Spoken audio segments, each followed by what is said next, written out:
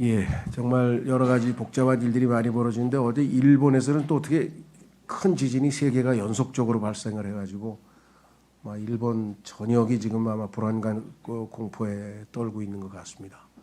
그래서 참 뭐 이것 이외에도 앞으로 어떤 일이 어떻게 벌어지더라도 이상할 건 없죠. 뭐 그 누가 설교 중에 그런 말을 했는데요. 이 시대에 우리가 살고 있는 이 라오디게아의 마지막 시대에는 무슨 일이든 일어날 수 있다. Anything can happen. 그러니까 놀라지 말라. 예수님께도 말씀하셨죠. 너희는 놀라지 말라. 두려워하지 말고. 그래서 이런 것들을 마음으로 이미 대비하고 이 상황에서도 주님을 의지하고 의탁하는 믿음으로 살 것을 우리가 배워나가야 되겠습니다. 자, 앞부분에 제가 이렇게 썼습니다. 기후, 재앙, 폭염, 전쟁, 폭염, 온갖 사회적 문제에도 불구하고 하나님의 평안이 우리에게 유지될 수 있는 것은 주님이 확고한 약속 덕분입니다. 그 약속은 우리가 그 빌립보서 4장 6, 7절에 있죠. 예, 그래서 뭐 이건 우리가 이미 여러 번 읽었던 구절이니까 넘어가고요. 마지막 날들의 위험한 때가 이르리라는 말씀에 의하면 앞으로도 우리는 더욱더 주님의 은혜와 자비와 평안이 필요합니다. 이 모든 것을 우리에게 베푸시는 하나님 아버지께 감사드리며 이 영적인 복들을 우리 모두 잘 간직하시기를 바랍니다.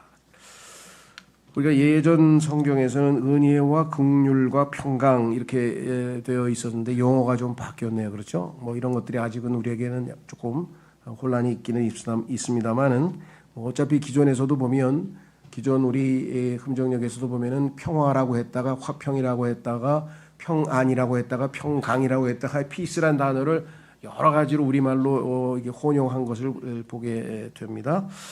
자, 그래서 뭐 은혜는 우리가 다 똑같은데요. 제가 밑에 아래쪽에 주보에 보시면 PS라고 해서 조금 용어 설명을 조금 보충했습니다. 왜냐하면 긍휼을 이제 자비로 바꿨는데요. 거기에 대해서 약간의 뭐라 그럴까 지적들 하시는 분들이 있어요. 두 가지인데 하나는 왜 개혁성경에 나오는 용어를 갖다 썼냐.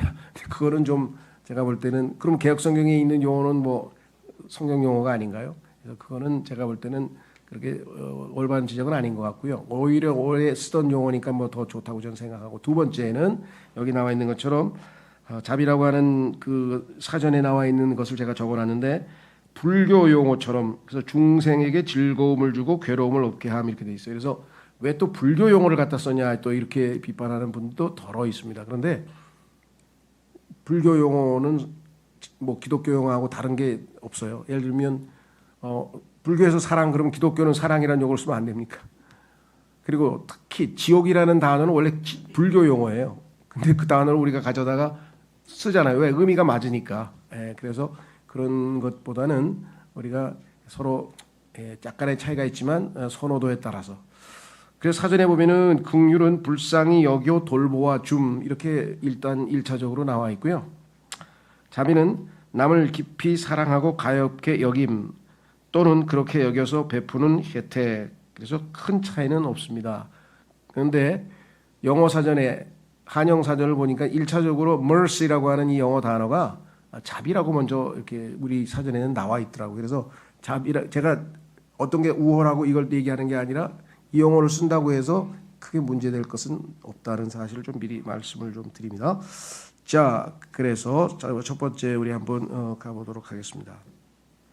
은혜. 자, 은혜란 말을 우리가 처음으로 쓰기 전에 하나님께서 자기 자신을 소위 말하면 소개하실 때, 자, 출애굽기에 보면 이 모세가 두 번째로 다시 시내 산으로 올라오라는 부르심을 받고 올라갑니다.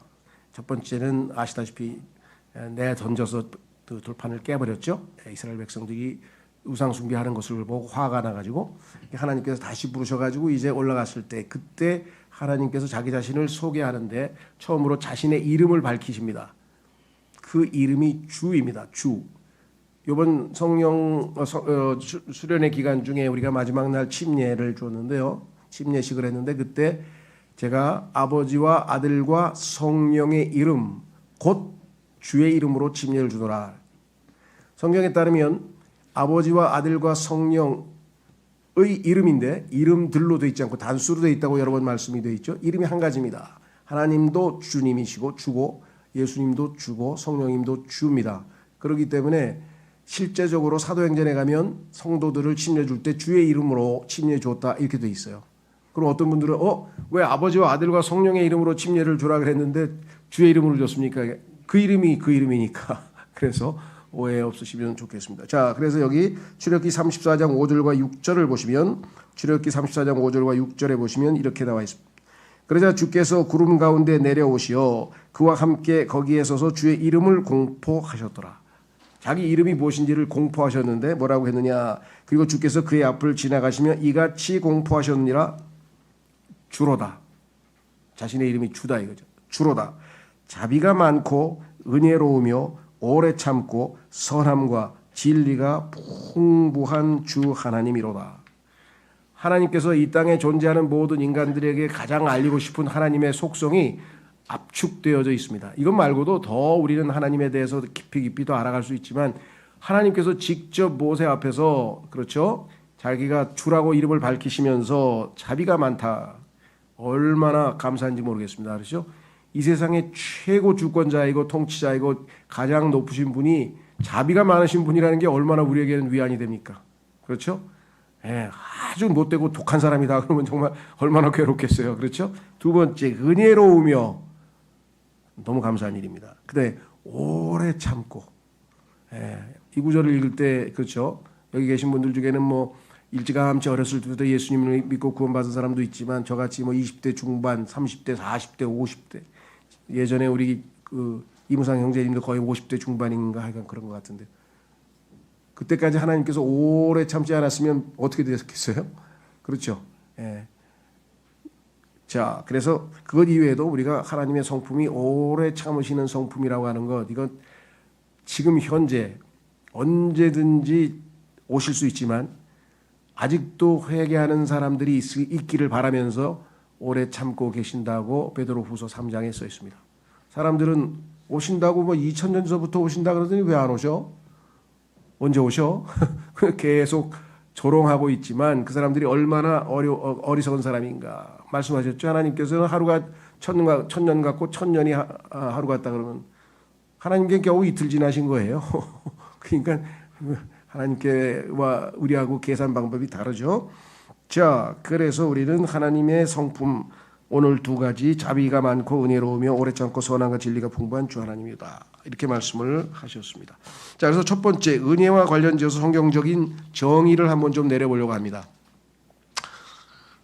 우리나라 꼭 우리나라는 아니겠습니다만은 아무래도 서양 사람들과 비교해 볼 때 우리나라는 이제 좀 감성적인 성품을 지니고 있다 보니까 언어라든가 이런 것들이 감성과 관련된 정서적인 그런 내용들은 상당히 어휘가 많고 풍부하죠. 예. 빨갛다, 볼그스름하다, 빨그스름하다, 새빨갛다, 뭐 하여간 이런 게 굉장히 많아요.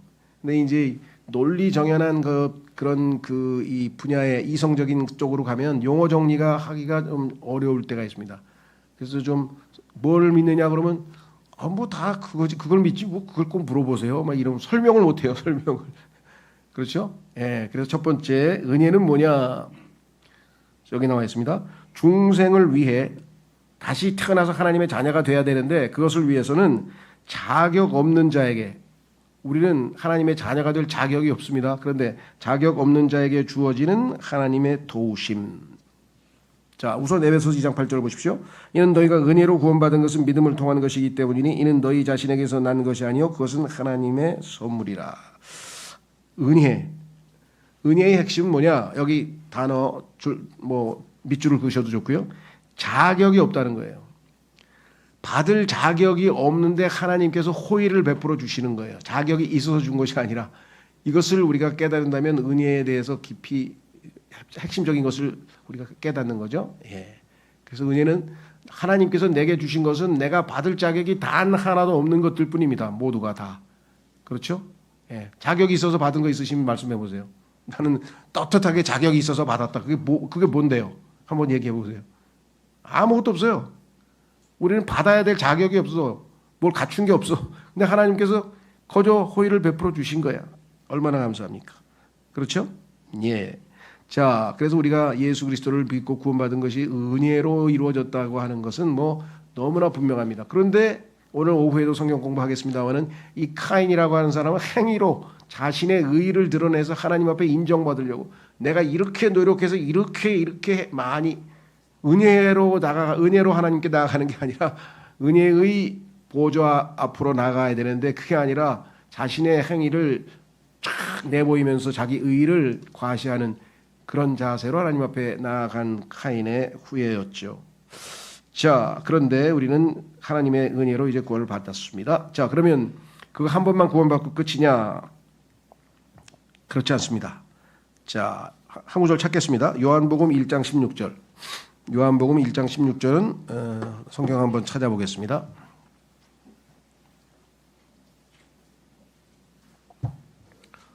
요한복음 1장 16절 말씀 이렇게 써 있습니다. 그리고 그분의 충만하심에서 우리 모두가 받았으니 은혜의 은혜니라. 은혜의 은혜니라. 17절까지 읽겠습니다. 이는 율법은 모세에 의하여 주어졌으나 그래서 율법의 요구는 하라. 근데 우리는 못했죠. 그래서 우리는 하나님 앞에 죄인인데 은혜와 진리는 예수 그리스도에 의하여 왔기 때문이라. 다 이루었다. 거저 받으라. 은혜죠. 그렇죠? 자, 그래서 우리는 은혜의 은혜라. 한 번 은혜 받고 끝나는 것이 아니라 지속적으로 주님 오시는 그때까지 은혜를 받습니다. 그래서 계시록 22장 21절 맨 마지막 구절에 뭐예요? 주 예수 그리스도의 은혜가 너희와 함께 있을지어다. 마지막 성경의 구절이 은혜로 끝납니다. 자, 그래서 우리는 두 번째 개념은 무엇인가? 하나님의 은혜를 통해 향유하고 있는 성화의 상태, 하나님이 주신 거룩함을 유지하고 있는 상태 확인해 보겠습니다. 로마서 5장 2절을 보시면 또한 우리가 그분으로 말미암아 우리가 서 있는 이 은혜 안에 지금 우리의 은혜 안에 계속 머물러 있어요. 상태. 믿음으로 들어감을 얻으며 하나님의 은혜 안에 서 있으면서 그 다음에 하나님께 나아갈 수 있는 은혜, 즉 은혜의 보좌라고 히브리서 4장 16절에 나와 있죠. 은혜의 보좌 앞에 나가는 방법은 무엇인가? 믿음으로 들어간다 그랬어요. 하나님의 영광의 소망을 크게 기뻐하느니라. 그러니까 구원받을 때 얻는 은혜, saving grace. 그 다음에 뭐예요? 계속해서 은혜로 살아야죠. 은혜로 구원받고 은혜로 살아야 되는데 은혜로 구원받고 그 다음에 뭐예요? 자기 노력으로 신앙생활 하려는 사람들에게 사도 바울이 너는 갈라디아주의라는 이단에 걸렸구나. 갈라디아주의는 이단은 뭐냐? 은혜로 구원은 받았지만 삶은 행위로 하나님 앞에 자신을 드러내려고 해요. 그래서 율법을 지키고 뭐 이거 하라, 이거 했습니다. 근데 성경은 뭐라고 얘기했습니까? 거기에 대해서 아니라 이거죠. 너는 시작은 성령으로 시작을 했는데 왜 그 신앙생활은 육체로서 자신을 완전하다고 입증하려고 하느냐. 그래서 신앙생활에 있어서 가장 핵심적인 거죠. 출발은 성령으로 출발해서 은혜로 구원을 받았는데 그러면 계속해서 은혜로 살아야지. 그래서 사도 바울은 뭐라고 얘기했습니까? 고린도전서 15장 10절에서 내가 나 된 것은 지금 현재 나는 하나님의 은혜로다. 구원 받을 때부터 지금 현재 내가 사도로서 이렇게 많은 업적을 이룬 거 이거 다 하나님의 은혜야. 그런데 하나님의 은혜라고 생각 안 하는 분들이 있어요. 이 많은 회중들 다 내가 모은 거야. 내 능력이야. 나 또 대단한 목사야. 이거 왜 이래? 이런 사람들이 왜 이렇게 많은지 모르겠어요. 우리 주변에. 예, 그래서 어디 가서 저는 절대 목사라는 소리 안 합니다. 예, 우리 지금 아파트에서 6년째 머리 깎는데 그 여자가 그 아주머니가 미승유영실 아주머니가 나 목사라고 몰라요. 창피해가지고. 예. 뭐 농담입니다만 어쨌거나 그래서 성화의 상태 은혜 안에 서 있고 은혜에 나아갈 수 있는 방법은 오직 믿음으로 나아간다 그래서 매번 나아가는 거죠. 은혜의 왕좌 앞에 나갑니다. 자, 그래서 우리는 세 번째 하나님으로부터 나오는 덕스러움. 어떤 사람 다 뭐 얼굴만 보면 뭐예요? 야, 너 얼굴만 봐도 내가 은혜가 넘친다. 그래서 어떤 사람은 얼굴만 딱 봐도 뭐 하나님의 덕스러움이 그냥 하나님으로부터 뭔 좋은 것을 많이 받았는지 모르겠는데 그런 분들 보여요. 그렇죠? 자, 그래서 야고보서 1장 17절에 모든 좋은 선물과 모든 완전한 선물이 저마다 위로부터 곧 빛들의 아버지께로부터 내려오나니 그분께는 변함도 없고 회전하는 그림자도 없느니라. 모든 좋은 것들은 다 하나님께서 주신 은혜죠. 뭐 자격이 있어서 받았나요? 그렇죠. 그래서 처음부터 끝까지 우리는 은혜로 시작을 합니다. 끝도 은혜로 끝납니다. 자, 그래서 성경에 따르면 하나님의 은혜라고 하는 것은 우리에게 어떤 과정을 거쳐서 전달되는지 한번 천천히 확인해 보겠습니다. 성경에 보니까 하나님의 타이틀이 모든 은혜의 하나님, 하나님의 어떤 하나님이냐? 은혜의 하나님이라. 물론 모든 위로의 하나님도 있어요. 하나님의 타이틀 중에 하나가 자 베드로전서 5장 10절에 이렇게 써 있습니다. 베드로전서 5장 10절에 그러나 모든 은혜의 하나님 곧 그리스도 예수를 통하여 그분의 영존하는 영광으로 우리를 부르신 분께서 너희가 잠깐 고통을 받은 뒤에는 너희를 완전하게 하시고 확실하게 세우시며 강건하게 하시고 너희를 정착시키느니라. 그러니까 우리 신앙생활은 구원받고 끝나는 게 아니라 처음에는 뭡니까? 고통이잖아요. 고통을 잠깐 받아야 된다고 써 있잖아요. 여기. 고통을 잠깐 받고 그 다음에 완전하게 되고 확실하게 세워지고 강건하게 하시고 그 다음에 완전히 뿌리 내려서 정착시키느니라. 이 모든 과정을 인도하시는 게 하나님의 은혜로 이루어진다. 그런 다음에 두 번째는 예수 그리스도를 통하여라 그랬는데 예수 그리스도를 통하여 하나님과 우리와의 관계에는 항상 중재자이신 예수 그리스도를 통해서 이루어집니다. 우리의 기도도 예수 그리스도를 통해서 하나님께 들어가는 것이고 하나님이 우리에게 주시는 모든 좋은 축복도 다 예수 그리스도를 통해서 받는 거예요. 유일한 중재자는 예수 그리스도밖에 없어요. 하나님께 우리는 나아갈 수가 없어요. 예수님이 중간에 중재자 역할을 하셔야죠. 자, 그래서 고린도전서 1장 4절에 이렇게 써 있습니다. 예수 그리스도를 통해 너희에게 주어지는 하나님의 은혜. 하나님의 은혜는 하나님이 직접 주신 거냐? 예수 그리스도를 통해 항상 하나님께서는 아들을 통해서 하시죠. 그래서 통해 주어진 하나님의 은혜로 인하여 내가 너희를 대신해 나의 하나님께 항상 감사하노라. 그러면 성령님께서는 가만히 계시는가? 삼위일체인데 가만히 계실 리가 없겠죠. 예. 성경에서 성령님의 타이틀이 뭐라고 되어 있는가 한번 보겠습니다. 히브리서 10장 29절 하물며 하나님의 아들을 발 아래 짓밟고 자신이 그것으로 성결하게 구별된 그 언약의 피를 거룩하지 않은 것으로 여겨 만약에 이런 짓을 하면 은혜의 영을 모독한 자에게는 얼마나 더 심한 형벌이 합당하다고 여겨지겠는가. 너희가 가늠해 보라. 은혜의 영이시다 이거예요. 성령께서는. 그렇죠? 자, 그래서 성령의 역사로 그 다음에 어디에서 하나님께서 주시는가. 그 장소가 성경에서는 은혜의 왕좌에서 은혜의 왕좌라고 되어 있죠. 우리는 죄송합니다. 그걸 보좌로 고쳐주셔야 되겠네요. 제가 습관적으로 한번 확인해 보겠습니다. 히브리서 4장 17절에 그러므로 우리가 담대하게 은혜의 보좌로 나아가자. 이는 우리가 자비를 얻어내고 필요한 때에 도우시는 은혜를 발견하고자 합니다. 두 가지를 하나님께서 준비해 놓으셨네요. 가장 필요한 것. 하나님께 나아가서 제일 먼저 우리가 구하는 것은 항상 자비죠. 왜냐하면 하나님께서 우리를 불쌍히 여기시 아니면 하나님 앞에 나아갈 수조차가 없죠.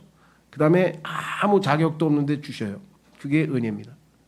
자비는 마땅히 받아야 되는데 안 주셔요. 마땅히 받아야 되는데 나는 받을 자격이 있는데 안 주셔. 뭐 벌, 형벌, 심판. 내가 나는 받아야 마땅한데 안 주셔. 너무나 자비로우신 분이시죠. 자, 그래서 우리는 두 번째, 밑으로 내려갑니다.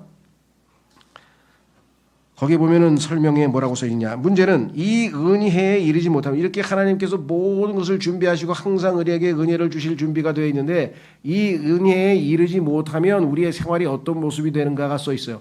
자신을 한번 잘 보세요. 내 생활을 들여다보고 내가 이런 스타일로 살고 있다. 아이고, 그럼 내가 은혜에 이르지 못했구나. 빨리 은혜의 왕좌에 은혜의 보좌에 나아가야겠구나. 이렇게 생각하시면 되겠죠. 자, 뭐라고 되어 있나 보세요. 히브리서 10장 12장 15절 히브리서 12장 15절에 이렇게 써 있습니다. 어떤 사람도 하나님의 은혜에 미치지 못하는 일이 없도록 부지런히 돌아보라. 이는 어떤 쓴 뿌리가 솟아나서 너희를 괴롭히지 않게 하려 하며 그것으로 많은 이들이 더럽혀지지 않게 하려 함이요. 쓴뿌리가 우리 삶에서 생겼다. 뭔가 내가 불만이 생기고 불평이 생기고 마음이 불편하고 짜증이 나고 얼굴이 그냥 찡그러지고 뭔가 이런 상태가 되면 아이고 내가 하나님의 은혜가 부족하구나. 어떻게 됩니까? 채워야죠. 은혜니까. 왜? 그분의 충만하심으로부터 받았다고 요한복음 1장 16절에 말씀. 지금 꽉 충만히 채워져 있어요. 가서 얼마든지 받아올 수 있어요. 그렇죠? 예. 그저 뭡니까 저 휴대폰만 충전하지 마시고, 예. 휴대폰만 조금만 떨어져도 어디 가서 막 왜 이렇게 휴대폰 충전하려는 사람들이 많은지 모르겠어요. 비행기에서도 충전하고 막 기차하고 어디고 그냥 그러니까 카페 가서도요. 가면은 그냥 그 휴대폰 충전하려고 해서 이거 충전 꼽는 사람들 많죠. 네. 필요하니까 뭐 그런 모양인데 더 필요한 게 있어요. 하나님의 은혜를 충전하셔야지. 충만하심으로부터 받았다 그랬잖아요. 계속해서 충만하신 분에서부터 우리가 하나님의 은혜를 받아야 이 땅에서 특별히 이렇게 위험한 때 마지막 날들에 우리가 믿음으로 승리하고 살아갈 수가 있다. 그렇죠? 자, 두 번째. 받을 자격이 없는데 하나님이 주시는 것이 은혜라고 한다면 마땅히 받아야 되는데 안 주셔요. 아이고 내가 한 짓을 보면 나는 하나님 앞에 큰 벌을 받든지 심판을 받든지 징계를 받든지 회초리를 맞든지 뭔가 있어야 되는데 안 주셔. 하나님께서 불쌍히 여기셔서 자비를 베푸셔서. 자, 두 번째를 그래서 사도 바울이 인사할 때 너에게 은혜가 있기를 바라노라. 그렇죠? 그다음에 자비가 있기를 바라노라. 그다음에 평안이 있기를 바라노라. 근데요. 사실은 사도 바울의 서신서 다 그 열 몇 개입니까? 쫙 뒤져보잖아요. 로마서부터 시작해 가지고 마지막 빌레몬서에 이르기까지 항상 사도 바울의 인사는 뭐냐면 너희에게 하나님과 주 예수 그리스도로부터 은혜와 평안이 있기를 원하노라. 은혜와 평안이 있기를 원하노라. 은혜와 평안이 있기를 원하노라. 계속 그렇게 가요. 근데 갑자기 디모데 전서에 가서 은혜와 자비와 평안이 있기를 원하노라. 그 디모데가 자비를 많이 필요로 하는 분 있나? 그 디모데 후서에 갔더니 또 써 있어요. 디도서에 갔더니 또 써 있어. 아, 이게 왜 그럴까? 여기서부터 이제 소위 말하면 하나님과의 신경이 묵상이 시작이 되는 거죠. 깊이 생각하시는 분들이 이제 생각하는 거예요. 아니, 저는 제가 생각했다는 게 아니라 아주 영적으로 뛰어나신 분이 그걸 고민했나 봐요. 하나님, 왜 앞에서는 은혜와 평안이 너에게 있기를 원하노라. 계속 그렇게 사도 바울이 인사를 하다가 성도들에게 편지에다가 왜 갑자기 요 세 번 여기 세 개의 서신에는 왜 꼭 자비가 필요하다고 했습니까? 그걸 묵상하고 하니까 하나님께서 성령께서 조명을 주신 거예요. 이 세 개가 뭐예요? 핵심이 교회 생활 서신이야. 교회 생활 서신. 개인 생활을 할 때는 은혜와 평안이 있으면 돼. 그런데 이게 교회 생활을 하면 부대끼는 사람이 많아. 옆에 신경 쓰이는 사람이 많고 불편하는 사람이 많고 어디 가면 야 형제님 누가 형제님 욕하던데요? 형제님이 그런데 이런 짓 했다면서요? 뭐 이런 사람이 너무 많아. 그래서 나도 지금 뭐 하지도 않은 일을 했다는 게 너무 많이 들어와 있어 지금. 그래서 이거를 어떻게 처리해야 돼? 그렇죠? 그러면 세상 사람은 어떻게 해요? 2도, 10도, 15도 막 열이 받는 거야. 그냥 막 올라가는 거야. 막 올라가는 거야 이제. 폭발하는 거야. 그냥. 전화가 해야 되고 형제님, 내가 이런 짓 했다고 누가 그랬어요? 그렇죠? 그렇게 되는 거예요. 그래서 하나님께서는 뭐예요? 교회 생활하는 데는 은혜와 평안 가지고 부족하고 자비가 필요해. 우리도 수없이 하나님 앞에 벌 받아야 돼. 회초리 받아야 돼. 징계 받아야 돼. 그렇죠? 그런데 안 줘 하나님께서 불쌍히 여기셔가지고 그걸 우리가 여태까지 살아온 거예요. 하나님이 그거에 일일이 대응해서 다 벌 주시고 매 때리셨으면 아마 이게 엉덩이가 지금 아마 부어 올라가지고 어디 앉지도 못할 거예요. 자, 그래서 우리는 자비. 죄를 지은 자에게 베푸는 동정심 혹은 참으심. 참으시고 그러니까 안 주시는 거죠. 벌을 안 주시는 거죠. 죄에 합당한 대가를 안 치르게 하신 거예요 지금. 자, 그래서 우리는 디도서 3장 5절에 보시면 이렇게 써 있습니다. 우리가 행한 의의 행위들로 의해서가 아니라 오직 그분의 자비에 따라 그분께서 우리를 구원하셨으니, 은혜로만 구원한 게 아니라 은혜 전에 뭐가 있었어요? 하나님이 은혜를 자격이 없는 자에게 하나님의 생명을 내어주시고 복을 주시기 전에 우리의 상태를 보니까 하나님하고는 도저히 만날 상태가 아니야. 이게 하나님 앞에 올 수도 없는 상태야. 너무 덕지덕 더럽고 죄도 많고 악하고, 이거 하나님 앞에 어떻게 나오겠어요? 마땅히 벌을 받아야 되는데 벌을 안 주시고 누구에게?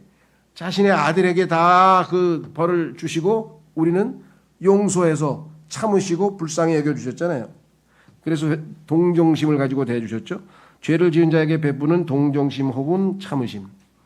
그래서요, 교회 생활하는 데는요, 하나님의 자비도 필요하지만 옆에 있는 형제 자매님들의 자비도 필요한 거야. 뭐 실수하거나 뭐 잘못하면 탁 지적받으면 저는 그래요. 불쌍히 좀 여겨줘 제발. 형제님 좀 불쌍히 좀 여겨줘. 서로 그렇게 자비로 대하는 거죠. 하나님께서 우리를 그렇게 대하셨듯이. 자, 두 번째는 고통 중에 있는 자를 동정심을 가지고 대함. 이번에는 죄가 아니라 고통이에요.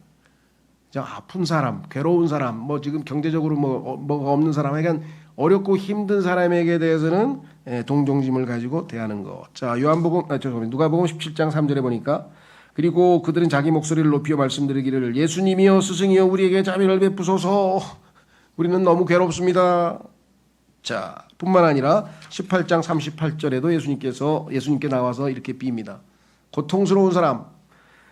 이에 그가 부르짖어 말씀드리기를 예수님 당신의 자손이신 다윗의 자손이신 당신이여 제게 자비를 베푸소서 하였더라. 자, 이사야서 53장 한번 찾아보겠습니다. 왜 예수님은 고통당하고 있는 사람들을 이렇게 잘 자비로 대해 주실 수가 있을까? 이사야서 53장.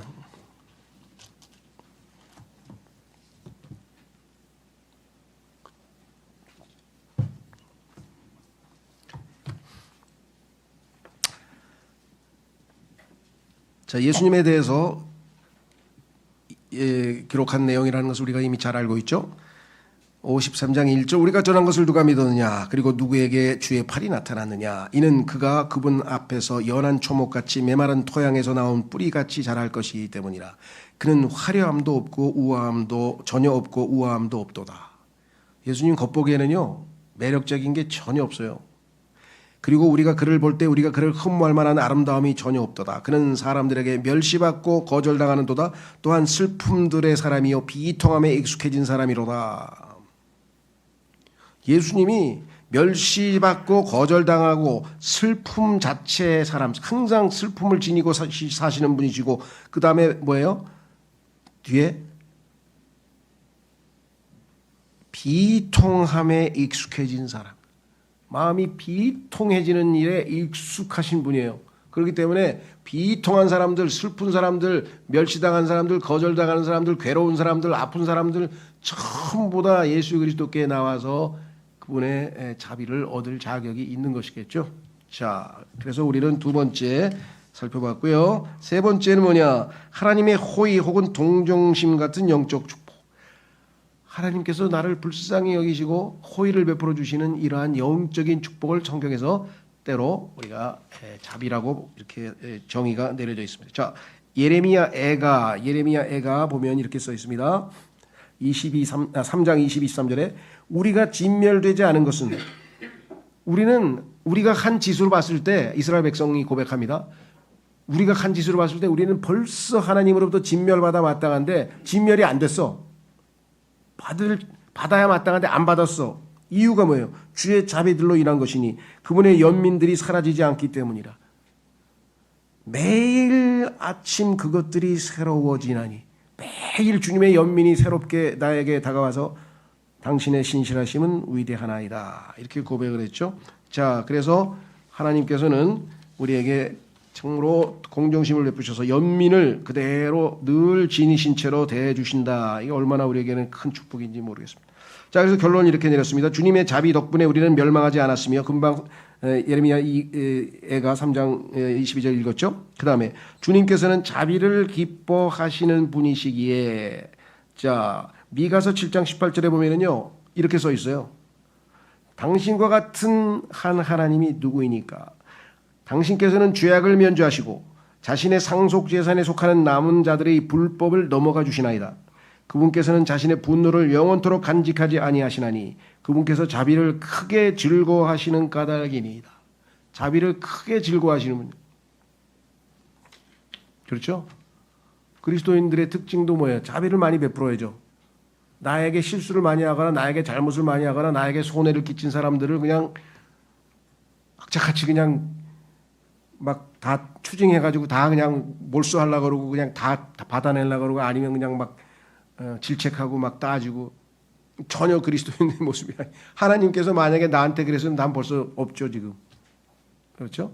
예, 딱하게 여기는 마음을 항상 가지고 그리스도인이 자비가 주님의 자비를 충분히 받았다는 증거겠죠. 자, 그래서 우리는 이러한 하나님이신 분이시기 주님께서 자비를 얻었고요. 그다음에 매일 자비를 얻어야 하고 매일. 그래서 매일 아침이라고 아까 나왔죠. 매일 아침. 그다음에 히브리서 4장 16절에는 그분께 나아가면 자비와 은혜를 주신다고 했으니까 자비. 그래서 또한 우리도 지체들을 자비롭게 대하여야 함. 로마서 1장 31절에 보면은요. 이 땅에 존재하는 모든 죄인들의 죄악을 28가지인가 9가지를 쫙 열거했습니다. 성경에서 죄를 제일 많이 열거해 놓은 리스트가 로마서 1장인데요. 성경에 보면은 총 102개, 누가 씌웠는지 모르겠어요. 102개의 죄목이 나오는데 예수님께서 우리 마음속에 있는 거 13가지, 마태복음 7장에 나오는데 그것보다 3배 이상 29개인가의 죄가 이 로마서 1장에 쫙 써 있어요. 우리 죄들이. 그렇죠? 예. 근데 그 뒤에 끝부분에 뭐라고 되어 있냐? 로마서 1장 31절에 명철이 없으며 언약을 파기하는 자들이요 본성적인 애정이 없으며 화해하기 어려우며 무자비하니라. 이 땅에 사는 사람들의 특징은 뭐냐? 무자비해요. 무자비해요. 예, 특히 그 돈 빌린 거 돈 받으러 다니는 사람들 보면 막 무슨 신체 포기 각서, 이건 뭔 짓을 하는지 모르겠어. 국가가 왜 그런 걸 못 막는지 모르겠습니다만은 하여간 뭐 무자비하죠. 예, 이것 말고도 뭐 무자비한 일들이 뭐 세상 이곳에서 곳곳에서 지금 벌어지고 있습니다. 자, 그래서 우리는 하나님의 자비가 얼마나 우리에게 큰 복이 되는지 살펴봤습니다. 특별히 교회 생활의 서신이라고 할 수 있는 이 세 서신에서 자비를 하나님께서 의도적으로 바울을 통해서 집어넣으셨다고 하는 것은 자비가 없으면 저희 교회가 27년 동안 여태까지 버텼겠습니까? 하나님의 자비로 여기까지 온 거죠. 플러스 은혜로 여기까지 온 거죠. 자, 세 번째 평안. 지금 이 세상에 사는 사람들은요, 이 평안을 얻으려고 그냥 별짓을 다 해요. 뭐 어디 가면 힐링이 된대. 그러면 왜 힐링하러 갈까요? 상처를 하도 많이 받으니까 힐링이 필요한가 봐. 그냥 밤낮 힐링이야, 힐링. 입에다 달고 다녀. 뭘 했더니 뭐 힐링 좀 되는 데 없냐고 뭐 힐링. 그렇죠? 네. 그래가지고 마음 편안하게 하기 위해서 요즘에 인기를 끄고 있는 것 중에 하나가 뭐 관광 상품으로 개발했다고 하지만 그런 데 가서라도 좀 해보려고 템플 스테이라고 하는 거예요. 템플 스테이. 산속에 들어가가지고 그냥 아무도 없는 데 가서 조용하게 이제 모든 그 잡생각 없애고 뭐 그래서 일시적으로 효과가 있겠죠. 그것뿐이겠습니까? 요즘 나오는 치료 이름에 보면 뭐 미술 치료, 연극 치료, 심리 치료, 무슨 치료, 하여간 막 또 무슨 뭐더라 노래하면서 무슨 하는 치료도 있더라고요. 음악 치료도 있고. 하여간 온갖 치료가 필요한 세상. 그렇죠? 마음이 불안합니다. 평안이 없어요. 예. 정 안 되면 뭐예요, 이제? 뭐 정신과 가서 이제 신경 안정제 먹고, 신경 안정제 갖고 안 되면 이제 뭐예요? 프로폴 맞아야지, 어떻게. 예. 푹 잠이라도 자야지. 잠자는 시간만이라도 좀 어떻게 세상의 모든 걸 골치 아픈 걸 잊어버리려고 하는 그런 정말 처절한 시도를 하는 이 현대인들을 보면서 도대체 마음속에 뭐가 그렇게 부글부글 끓여서. 여러분 잘 아시죠? 뭉크라고 하는 노르웨이 화가인가? 예, 그냥 그 얼굴 표정 보세요. 그냥 절규.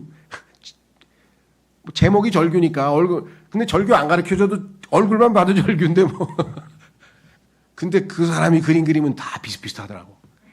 야, 이 사람들 인생을 정말 아이고 예수님을 만났으면 Jesus Christ is our peace. I give my peace. 내가 내 평안을 내게 주노니. 그 평안을 한 번이라도 누려봤다면 얼마나 좋았을까. 그렇죠. 참 우리야말로 너무나 큰 복을 누리고 있는 것 같습니다. 자, 그래서 첫 번째 의미는 무슨 뜻인가? 적대감을 끝내는 언약 또는 합의. 하나님과 우리 사이가 원수 사이라고 enmity, enemy, 원수 사이라고 성경에 써 있어요. 그런데 그 중간에 예수 그리스도께서 자신을 화해 헌물로 드려서 중재자로 나셔서 자신이 하나님의 진노를 다 받으셨어요. 진노의 잔을 마시었다라고 성경에 말씀하셨잖아요. 그죠? 하나님의 그 모든 진노가 우리를 향한 진노가 다 예수 그리스도 위에 부어졌습니다. 그래서 결국은 하나님과 우리 사이가 화해를 이루는, 그래서 적대감을 끝내는 언약 또는 합의. 로마서 5장 1절에 나와 있습니다. 그러므로 믿음으로 정당을 입증받은 우리에게는 우리 주 예수 그리스도를 통하여 하나님과 함께한 화평이 있느니라. 말씀드린 것처럼 빌리 그레함이라고 하는 유명한 그 목사가 쓴 책 중에 그 책 이름이 Peace with God. 로마서 5장 1절에서 나온 그 구절을 그대로 해서 이렇게 나왔는데 우리말로는 뭐라고 했는지 기억이 안 나냐. 그러니까 그 책을 보면은 전부 다 복음에 관한 얘기예요. 그러니까 하나님과 함께 어떻게 우리가 화평을 누릴 수 있는 방법이 있겠느냐. 그래서 하나님의 화해 헌물이신, 화평 헌물이신 예수 그리스도에 관한 이야기입니다. 예. 자, 그래서 성경에 보니까 에베소서 2장에는 뭐라고 썼는가? 이는 그분께서 우리의 화평이시오. 예수님이 우리의 화평이시오. 예수님을 안에 모시고 사는 사람은 화평을 항상 안에 지니고 다니는 거죠. 양쪽 모두를 하나로 만드시고, 여기서 양쪽은 지금 뭐예요? 예, 이스라엘하고 하마스입니다. 하마스는 아니고요. 하여간 이스라엘과 이방인. 그렇죠? 유대인과 이방인 이 둘은 그냥 원수지간 중에 아주 원수지간인데 이 둘이 예수 그리스도 안에서 하나가 됐어요. 양쪽 모두를 하나로 만드시고 우리 사이를 나누어 놓은 중간 벽을 허물어 내신 분이시기 때문이라 그분의 육체 안에서 그 적대하는 것 곧 법령들을 담고 있는 명령들의 율법까지도 폐기하셨느니라. 예수 그리스도께서 육체 안에 그 죄를 멸하시게 된 것이죠. 히브리서 2장에 나와 있죠. 이는 둘을 그분 자신 안에서 하나의 새 사람으로 만들어 화평을 이루려 하심이라. 둘을 하나의 새 사람, 이 둘은 유대인과 이방인의 구원받은 사람들이고 하나의 새 사람은 예수 그리스도의 몸된 교회를 얘기하는 겁니다. 엄청난 얘기를 하고 계세요 지금. 그중에 우리의 오늘 관심은 화평이라는 단어죠. 예수 그리스도가 우리의 화평이시다. 예수님이 내 평안을 너에게 주시겠다 이렇게 말씀하셔서 구원받은 사람은 다 소유하고 있죠. 두 번째는 그러면 하나님과 화평은 누렸어요. Peace with God. 이거 없으면 구원 못 받았으니까 그거 없는 사람은 없는데, 두 번째 Peace of God.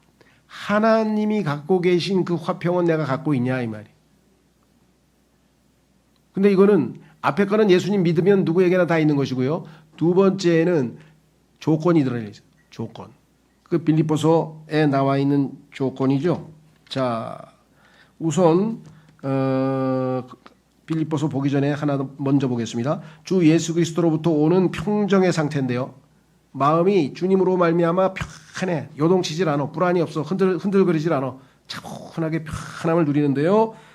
뭐라고 되어 있느냐? 이사야서 26장 3절에 제가 뭐 너무 많이 남용할 정도로 누가 기도해 달라 그러고 뭐 하여간 뭐가 오면은 항상 이 구절부터 무슨 왜 이게 그냥 죄송합니다. 특효약이야. 특효약. 불안한 사람에게 특효약이 이거예요. 100% 믿는 순간 그냥 바로 100%. 당신께서는 자신의 생각이 당신께 고정된 자를 완전한 평안 가운데 지키시리니 그가 당신을 신뢰하기 때문이니이다. 나의 생각이 주님께 머물러 있으면 perfect peace. 나의 생각이 문제, 내게 있는 문제가 암인지 돈인지 뭐 분쟁인지 고민인지 불안인지 걱정인지 뭔지 모르지만 하여간 예수님 이외에 딴 거에 내 생각이 가 있으면 100% 평안 없다고 그랬어요. 100% 평안은 항상 생각이 그분께 it stayed on thee 머물러 있는 거예요. 딱 생각이. 자, 그래서 빌립보서 4장 8절에는 실질적으로 어떻게 그게 가능한가? 하나님께서 우리의 마음과 생각을 지켜주셔야 돼요. 그래서 이렇게 써 있습니다. 마지막으로 가만 있어봐. 이거 4장 제가 8절을 썼군요. 죄송합니다. 4장 한번 찾아보겠습니다. 7절입니다. 7절. 실질적으로 우리가 적용할 수 있는 가장 효과적인 방법은 뭐냐? 매일의 삶에서 우리의 삶에는 얼마나 많은 근심 걱정이 있습니까? 그래서 근심 걱정을 일단 하지 말라 이렇게 말씀하셨죠. 4장 6절서부터 보겠습니다. 빌립보서 4장 6절. 아무 일에도 염려로 가득 차지 말라. 염려야 한두 개는 할 수 있겠죠. 인간인데 염려 검사는 뭐가 있겠어요. 그러나 생각으로 염려로 가득 차 있는 사람은 헤어나오지를 못해. 자, 다만 매사에 기도와 간구로 감사들을 드리면서 기도와 간구 할 때 감사부터 먼저 하셔야 돼요. 리스트부터 작성해서 바로 읽으시면 안 되고 거기 요청은 뒤에 나오잖아요. 요청. 너희의 요청들이 하나님께 알려지게 하라. 이 조건을 우리가 믿음으로 수행하면 순종하면 7번은 하나님이 하시는 일입니다.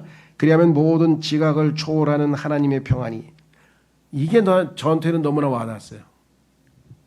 understanding. 자, 지각을 초월한다 그랬어요. 넘어가요. 왜 이게 중요합니까? 우리는 하나님 앞에 뭐라 그래요? 하나님, 제가 이런 일을 당했습니다. 이해가 안 가요. 말이 안 돼요, 이거는. 이해가 안 간대. 하나님께서 뭐라 그래? Pass all understanding. 모든 이해를 뛰어넘는 평안을 주겠노라. 이해는 나중에 하거라. 하늘로 올라오면 내가 다 설명해 주마. 기억이 잘 나나요? 어떤 외국 목사님이 그랬어요. 이 땅에서는 뭐예요? 주님에 대한 신뢰. 이해는 하늘 가서. 어떻게 이 땅에서 우리가 이 작은 두뇌로 모든 걸 다 이해합니까? 이해가 좋으세요? 이해는 안 되지만 평강이 좋으세요? 이해는 되는데 고통이 좋으세요? 나는 이해는 안 돼도 평강이 좋겠어. 그걸 이해하면 어떡할 거야? 이해한다고 평강이 오나요? 그러니까 걱정은 내가 다 책임지마. 다 내가 맡으마. 너는 그냥 평안하거라. 이거 얼마나 좋아요, 하나님께서. 그래서 뭐라고 얘기했습니까? 여기에 하나님의 평안이 그리스도 예수를 통하여 너희의 마음과 생각을 지키시리라. 이 약속대로 항상 하나님께서 마음과 생각을 지켜주셔서 오늘날 여러분과 제가 지금 여기까지 왔죠. 물론 근심을 좀 하시다가 막 위장병도 걸리고 그런 병도 있죠. 저도 그 위험 생겨가지고 보니까 신경성 위험이래. 아, 내가 믿음이 많이 부족했구나. 그렇잖아요. 근심 걱정이 하나님 말씀대로 싹 없었으면 이 신경성 위험이 생길 리가 없을 거 아니야. 근데 뭔가 신경을 썼으니까 위험에 걸렸겠지. 그러나 즉시로 기도하고 또 다시 주님의 말씀으로 이 말씀을 믿으면 믿는 즉시로 effectually work. 효과적으로 역사한다 그랬대. 100% 딱 이 말씀을 믿는 순간에 효과가 즉시로 나타나는 것입니다. 자, 그래서 우리는 결론을 내리겠습니다. 화평의 통치자이신 주님께서 이사야서 9장 6절에 보니까 이렇게 써있네요. 이는 저희에게서 한 아이가 태어나고 저희에게 한 아들이 주어지기 때문이니이다. 그런즉 정권이 그분의 어깨 위에 있을 것이요 그분의 이름은 경이로운 분이라 좋은 자라 막강하신 하나님이라 영원하신 아버지라 화평의 통치자라 불리리이다. 예수 그리스도의 타이틀이 화평의 통치자이세요. 근데 화평의 통치자가 내 마음을 다스리면 당연히 평안하겠죠. 그래서 우리의 화평이시요 평안을 주시는 분, 평안을 주시는 분이란 타이틀이 예수님의 이름이 실로라고 하는 이름을 가지고 있는데 실로라고 하는 건 벌써 지명이죠. 이스라엘 백성들이 그 여리고를 건너와서 최초로 거기다가 머문 그 장소 이름인데 그 장소가 얼마나 이집트에서 고생하다가 광야에서 고생하다가 전쟁하다가 와서 이제 처음으로 평안을 누렸으면 그 장소 이름을 실로라고 평안의 장소라고 지었겠어요. 예수님께서 실로가 올 때까지 일하면 자기가 그 이름을 취했어요. 예수님의 타이틀이 실로라는 이름을 가지고 계세요. 실로. 자, 그래서 여기 나와 있습니다. 온 세상을 평안으로 다스릴 것입니다. 태평성대 천년 왕국이야말로 인간이 꿈꾸던 옛날 사람들은 뭐라고 했습니까? 옛날 로마 사람들은 소위 말하면 그걸 아카디아라고 했어요. 아카디아. 그 다음에 그리스 사람들은 뭐라 그랬습니까? 뭐라 그랬나요? 아틀란티스라 그랬고. 그 다음에 중세 유럽 사람들은 유토피아라 그랬고. 그렇죠? 네. 그 다음에 이제 동양 사람들은 무릉도원이라 그랬고. 아마 요순 시대, 뭐 태풍 시대라 그랬고, 하여간 인간이 꿈꾸는 정말 아름다운 정의가 강물처럼 흐르고 평화가 바다처럼 넘치는 그러한 세상에서 다스리는, 여기 나와 있는 화평의 통치자, 평강의 통치자 예수 그리스도께서 다스리는 그때가 온다. 그래서 우리는 결론은 이 축복들을 누리게 하신 선하신 주님을 찬양합니다. 할렐루야, 아멘.